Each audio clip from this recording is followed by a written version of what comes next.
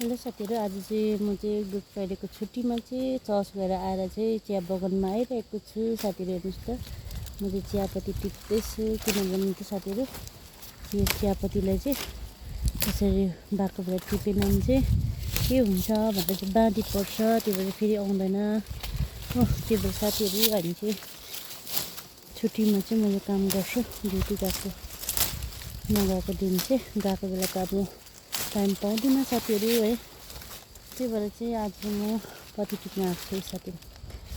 यो त टिपेको छुइनँ, अलिक ती मात्रै टिप्दैछु किनभने आज अलिक ढिलो आएको कारणले गर्दा साथीहरू।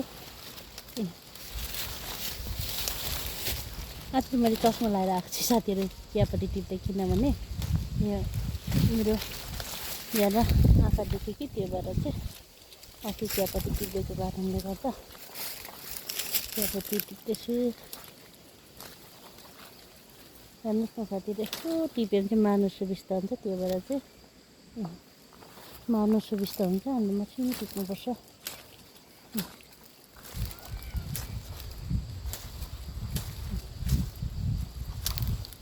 हेर्नुहोस् त साथीहरू,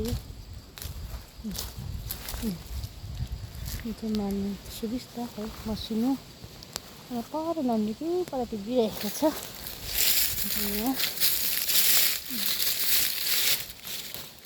योपालि चाहिँ त्यति साह्रो आएको छैन साथीहरू चियापत्ती। अन्त यहाँ हामी बाँधी पर्नु परेको चाहिँ त्यस्तोहरू टिप्नुपर्छ हामीले।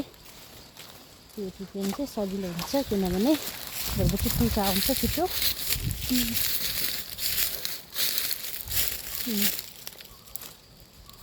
यी साथीहरू यस्तो टिप्यो भने चाहिँ राम्रो हुन्छ है।